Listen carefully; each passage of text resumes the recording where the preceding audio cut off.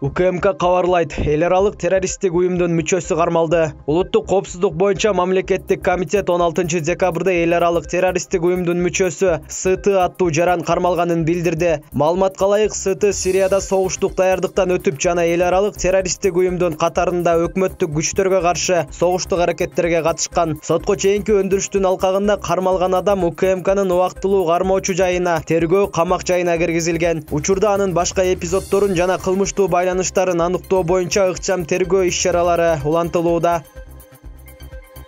БШК Мадымаровдун коркутуулар тууралуу билдирүүсүн иликтеп жатат. Борбордук шайлоо комиссиясынын ыкчам аракеттенүү тобу президенттикке талапкерлердин бири Адахан Мадымаровдун үгүт иштерин Ысык көл облусунан баштоо планы коркутуулардан улам өзгүлтүккө учураганын айткан. Сөзү боюнча териштирүү жүргүзүп жатат. 17 декабрда бул тууралуу маалымат башкы прокуратурага жана Ички иштер министрлигине жиберилгенин Боршайкомдун басма сөз кызматы кабарлады. Президенттикке талапкер Бүтүн Кыргызстан саясий партиясынын лидери Адахан Мадымаров коомдук радио компаниясындагы түз эфирде өзүнүн талапкерлерине коркутуу болуп жатканын айткан. Мен эл менен биринчи жолугушуумду касиеттүү Ысык көлүбүздөн баштайбыз деген жакшы оюм бар эле. Тилекке каршы мына ушунчалык жапайычылыктын чегине келдик. Мадымаровдун штабын түзүп жаткандар жалынып жалбарып бизден суранышты. Алар мага бизде жаш азаматтар пайда болду. Эгерде кимде ким бир жигиттен башка талапкерге чуркаганын көрсөк, барып үйүңөрдү өрттөйбүз деп айтышты дешти мага, деп КТРКнын түз эфиринде билдирди. Президенттикке талапкер аймактарды кыдырып шайлоочулар менен жолугушууга жана негизги мамлекеттик телеканалдардын эфири аркылуу акысыз түз чыгууга акылуу. 16 декабрда президенттикке дагы бир талапкер кой таш иши боюнча үй камагындагы Равшан Жээнбековдун аймактарды кыдырышына сот уруксат берген эмес. Президенттик кызмат үчүн 18 талапкер ат салышууда.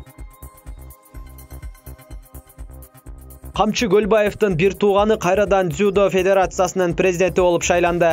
Кримтөбөл деп саналган Камчы Көлбаевдин бир тууган иниси Жолдошбек Көлбаев Кыргызстандын дзюдо боюнча улуттук федерациясынын президенттигине жалгыз талапкер болуп бир добуштан шайланды. Бул тууралуу Дене тарбия жана спорт мамлекеттик агенттигинен кабарлашты. 17 декабрда Бишкекте Кыргызстандын дзюдо федерациясынын отчеттук шайлоо конференциясы болуп өткөн. Иш-чаранын негизги маселеси аталган федерациянын президентин шайлоо болгон. Жыйынга федерациянын өкүлдөрүнөн жана машыктыруучуларынан тышкары жогорку кеңештин депутаттары Тазабек Икрамов, Дастан Жумабеков, Байгазы Кенжебаев, Улуттук олимпиада комитетинин биринчи вице-президенти Канат Аманкулов, спорттун олимпиадалык түрлөрү боюнча дирекциянын башчысы Жомарт Шамканов жана башкалар катышкан. 44 жаштагы Жолдошбек Көлбаевдин расмий өмүр баянында буга чейин анын дзюдо боюнча Кыргызстандын улуттук федерациясынын вице-президенти болуп иштеп келгенин көрсөтүлгөн. Бирок ал бул кызматка иштеп жүргөн кезде агасына байланыштуу анын ысымы коомчулукка чыккан эмес эле. Жолдошбек Көлбаев спорт мектебинин дзюдо бөлүмүн, Москвадагы укук жана ишкердик институтунун Каракол филиалын аяктаган. Дзюдо боюнча эл аралык турнирлерде Кыргызстандын спорт өкүлчүлүгүн жетектеп жүргөнү белгилүү. Жалпыга маалымдоо каражаттары билдиргендей, ал Кримтөбөл Камчы Көлбаевдин бир тууганы.